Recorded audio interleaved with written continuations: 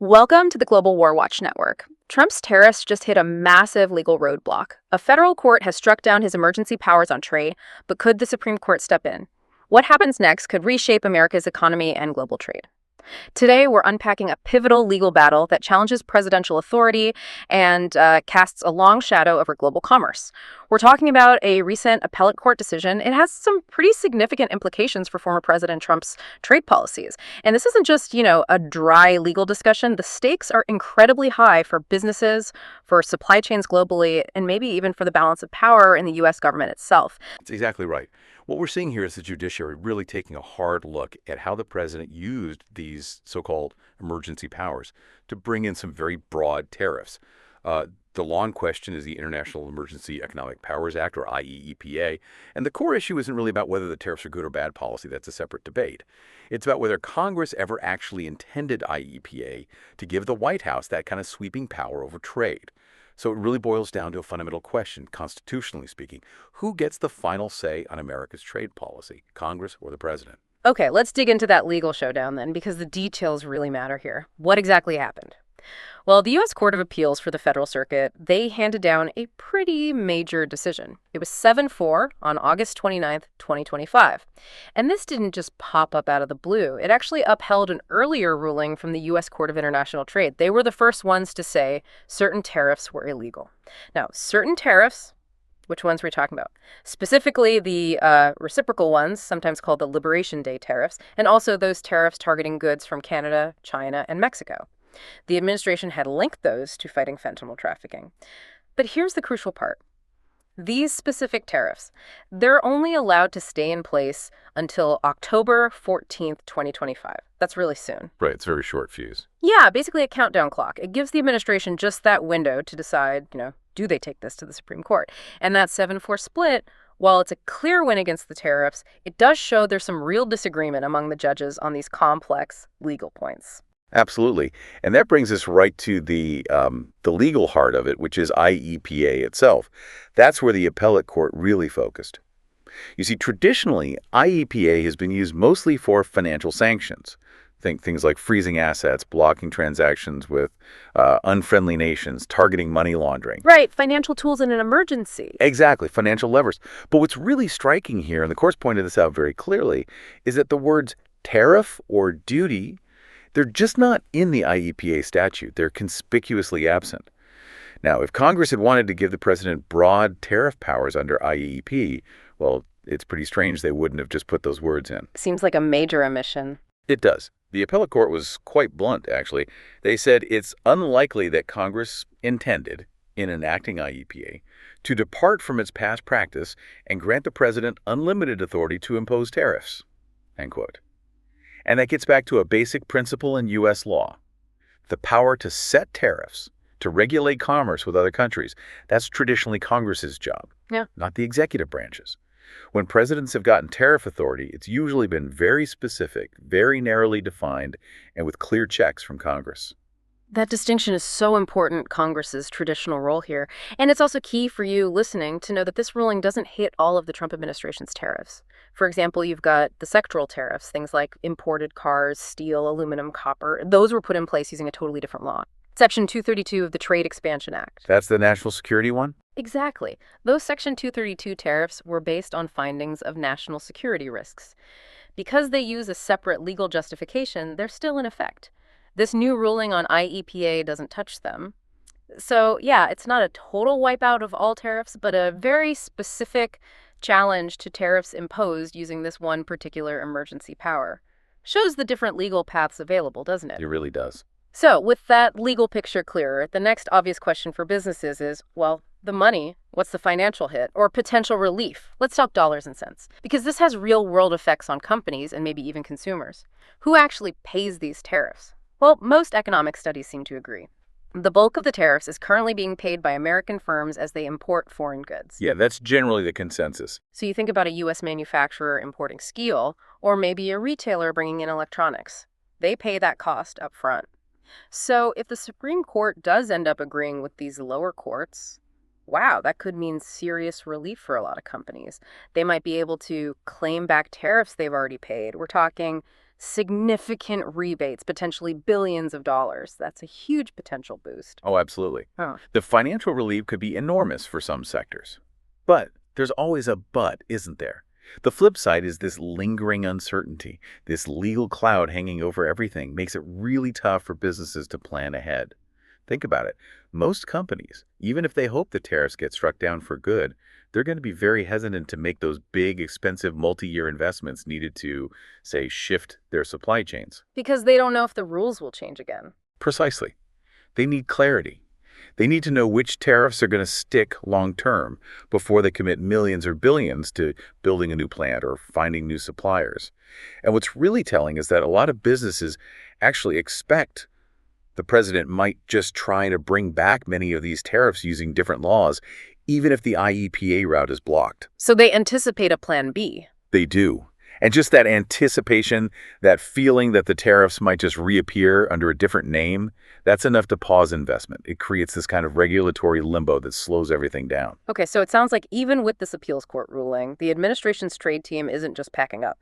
They'll be looking to find alternative ways to reintroduce many of the current tariffs. So what's in that playbook? What other tools could they potentially use, and how realistic are they? Well, there are other tools in the legal toolbox, definitely. But none seem to offer quite the same broad, quick power as the IEPA interpretation that the courts just pushed back on. One major one is Section 122 of the Trade Act of 1974. This law lets a president put on a 15% tariff for up to 150 days if there's a balance of payments emergency. It's a path Congress specifically approved for dealing with trade deficits. But, and it's big, but after 150 days, Congress has to approve any extension. Ah, so it needs political buy-in, not unilateral. Exactly. It brings Congress back into the picture directly. So, not a long-term solo tool for the president. Another option is to lean more heavily on Section 232, the national security route we mentioned. We know about steel and aluminum. Reports suggest the administration is already developing a Section 232 case against furniture imports. Furniture, how is that national security? Well, the argument might be something like reliance on foreign furniture could weaken the domestic industrial base needed for defense readiness, perhaps for specialized components or materials. It requires a specific investigation and finding of risk. And those findings can be challenged legally too, of course. But it is a separate authority Congress granted.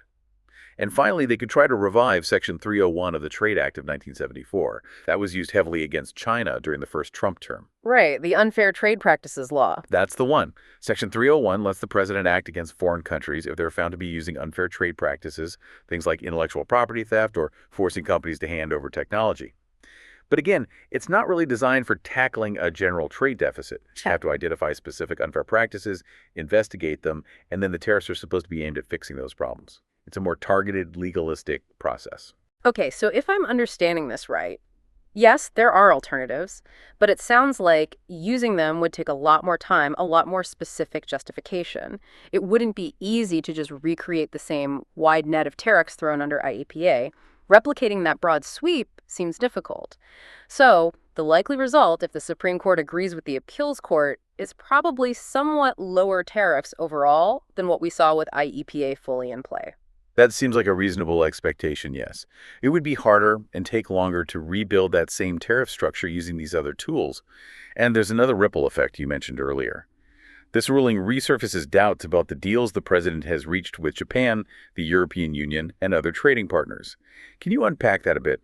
Why does this court case cast doubt on existing deals?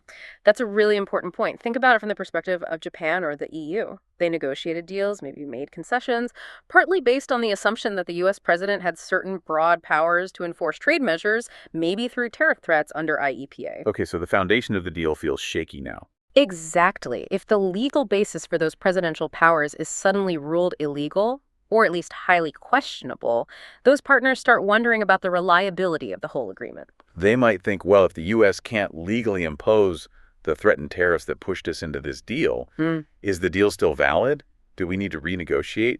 It just introduces instability. It makes other countries perhaps less willing to trust that the U.S. can deliver on its commitments if the president's authority is unclear. It could definitely slow down future trade talks, too. That makes total sense. No one wants to negotiate if the other side's authority is up in the air. Which brings us right back to the Supreme Court. Assuming the case goes up, and it seems likely, what's the absolute core issue they'll have to wrestle with? Is it just digging into what Congress meant way back when they wrote IEEPA? Or is something bigger at stake? Well, yes, congressional intent is absolutely central. Did Congress, back in 1977, really hand the president a blank check to impose tariffs whenever they declare an international economic emergency? That's question number one. But tied directly to that is the definition. What is an international economic emergency under this law? Can a persistent trade deficit, something the U.S. has had for decades under various presidents, truly qualify as the kind of emergency IEPA was designed for? Right, because the Trump administration's argument, essentially, was that the trade deficit itself was the emergency justifying the IEPA tariffs. Precisely. And that interpretation effectively gave the executive branch huge tariff power as long as a trade deficit exists, which, as we discussed, really bumps up against Congress's traditional role in setting trade policy. So the court isn't just looking at IEPA's text, they're looking at the fundamental balance of power between the executive and legislative branches when it comes to trade. It's a major separation of powers question. And will the court also likely look at that other law, Section 122? Will they consider whether Section 122 is the only congressionally approved path for introducing tariffs to respond to the trade deficit? Ah. Because if Section 122, with its limits and requirement for congressional approval, is seen as the intended mechanism for deficit-related tariffs, well, that would severely restrict a president's ability to act alone using other laws like IEPA for that purpose. That's potentially a critical part of the court's analysis. If they decide Congress already provided a specific limited tool, Section 122, for trade deficit tariffs, it strengthens the argument that they didn't intend a broader, more open-ended tool like IEPA to be used for the same thing. It could really box in future presidents. This ongoing legal battle isn't just about tariffs. It's about the fundamental division of power between the president and Congress in shaping America's economic future. As we await a potential Supreme Court decision, what do you think this means for presidential power in future trade disputes? Something for all of us to think about. Thank you for your time and participation today. We really hope this look at the challenges to Trump's tariffs gave you some valuable insights. If you found this discussion informative, please do like, share, and subscribe to Global War Watch Network for more analysis like this. And we'd genuinely love to hear your thoughts on this complex issue. Please share them in the comment section below. Don't forget you can also join us on social media. All the links you need are provided in the description. Thanks for tuning in.